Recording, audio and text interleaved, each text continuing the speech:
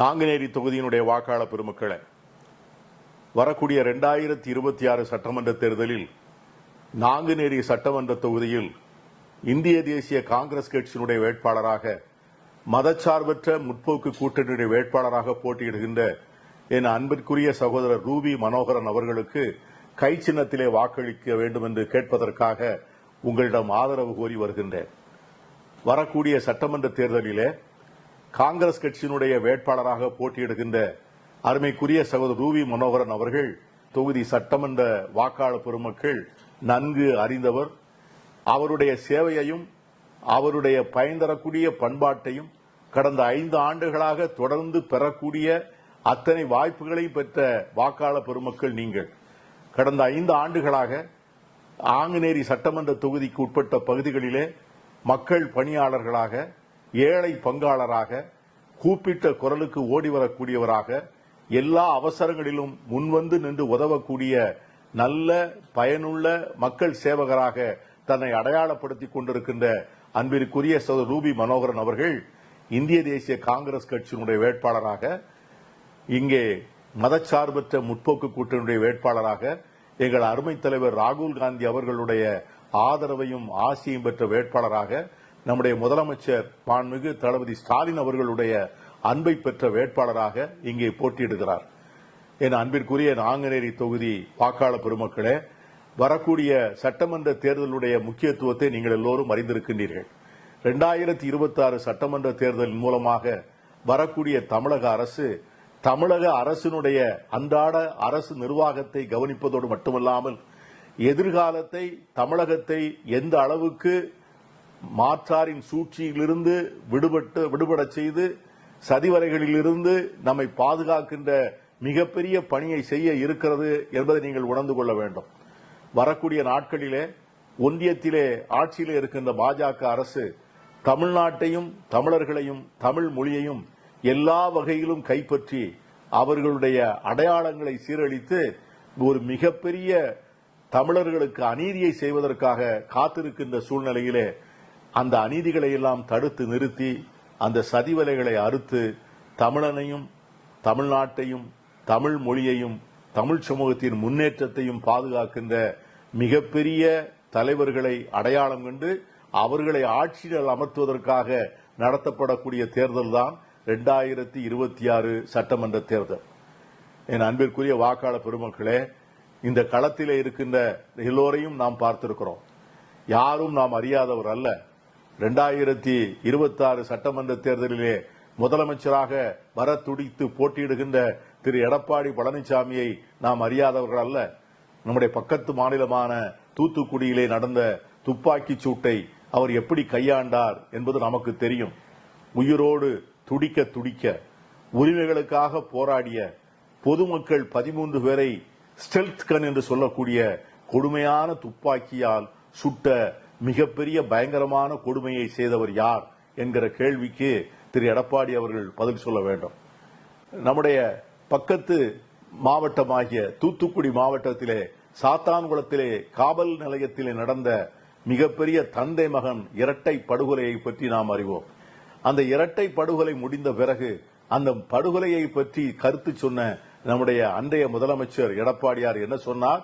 அந்த 2 பேரும் மூச்சு திணறினால் இறந்து போனார் என்று சொன்னார். அப்படியெல்லாம் ஆட்சி நடத்தியவர் தான் திரு எடப்பாடி பழனிசாமி. மத்திய அரசு விவசாயிகளுடைய உரிமைகளை பறிக்கின்ற போது, சிறுபான்மை மக்களுடைய குடியுரிமைகளை பறிக்கின்ற போது, தமிழகத்திற்கு எதிராக பல்வேறு கொடுமைகளை அரங்கேற்றிய போது ஏதும் கேட்காமல் அத்தனையும் அப்படியே ஏற்றுக்கொண்டு அதற்கு அடிபணிந்தவர்தான் எடப்பாடி பழனிசாமி அவர்கள். ஆகவேதான் இந்த உரிமைகளை கேட்கக்கூடிய ஒரு அரசு இன்று நாம் 5 ஆண்டுகள் ஆட்சி செய்யக்கூடிய ஒரு மிகப்பெரிய பெருமையை நாம் தொடர்ந்து பார்த்து வருகிறோம்.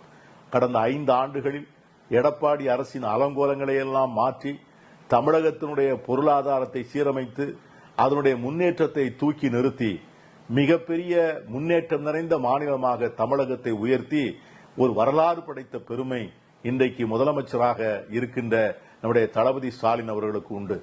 தமிழகத்தினுடைய அடிப்படை கட்டுமான பணிகளுடைய தரத்தை உயர்த்தி கல்வியிலே, மருத்துவ வசதிகளிலே, தொழில் முதலீடுகளிலே, இன்றைக்கு எல்லா துறைகளிலும் தமிழகத்தை இந்தியாவின் முதலாவது மாநிலமாக உயர்த்திய பெருமை நம்முடைய முதலமைச்சர் ஸ்டாலின் அவர்களுக்கு உண்டு.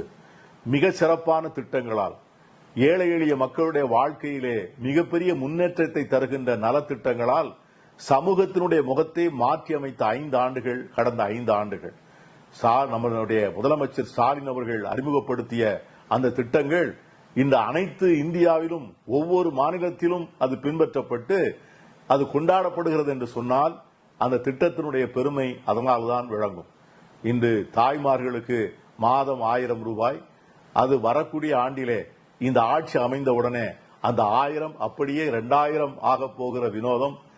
கல்லூரி மாணவர்களுக்கு, மாணவிகளுக்கு மாதந்தோறும் தரப்படுகின்ற உதவித்தொகை, ஏழை எளிய பள்ளி மாணவ மாணவியருக்கு தரப்படுகின்ற காலை உணவு திட்டம், நான் முதல்வன் திட்டம், வீடு தேடி மருத்துவம் என்று பார்த்து பார்த்து சமூகத்தின் அடித்தட்டு மக்களுக்கு செய்யக்கூடிய உதவிகளும் நலத்திட்டங்களும் இந்த அகில இந்தியா மட்டுமல்ல ஐநா சபையே பார்த்து அதிசயிக்கின்ற அளவுக்கு அற்புதமான திட்டங்களாக இருக்கின்றன.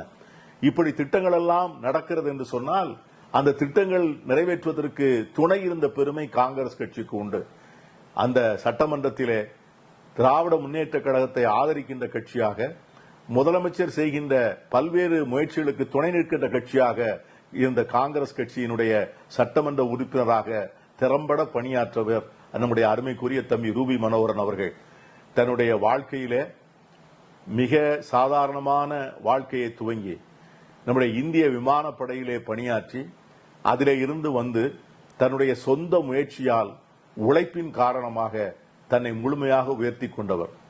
தன்னுடைய உழைப்பின் மூலமாக தன்னுடைய வாழ்க்கை தரத்தை உயர்த்தியதோடு மட்டுமல்லாமல் வாழ்க்கை தரம் உயர்ந்த காரணத்தினால் அதன் மூலமாக பல்வேறு நண்பர்களுக்கும் காங்கிரஸ் கட்சியினுடைய பல்வேறு தொண்டர்களுக்கும் பயன் தரக்கூடிய நல்ல பழமரமாக வாழக்கூடியவர் நம்முடைய அருமைக்குரிய தம்பி ரூபி மனோகரன் அவர்கள். காங்கிரஸ் கட்சியினுடைய, தமிழ்நாடு காங்கிரஸ் கட்சியினுடைய பொருளாளராக பணியாற்றக்கூடிய வாய்ப்பை பெற்றவர். அகில இந்திய அளவிலே நம்முடைய அன்னை சோனியா காந்தி, தலைவர் ராகுல் காந்தி, இன்னும் அகில இந்திய காங்கிரஸ் கட்சியினுடைய அத்தனை தலைவர்களுக்கும் அடையாளம் காணப்பட்டு நெருக்கமான நட்புடையவர்.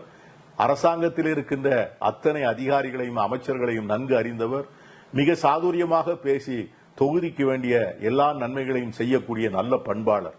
ஆகவே அவர் மீண்டும் ஒரு முறை தேர்ந்தெடுக்கப்படுவது நாங்குநேரி தொகுதிக்கு இருக்கின்ற பெருமை.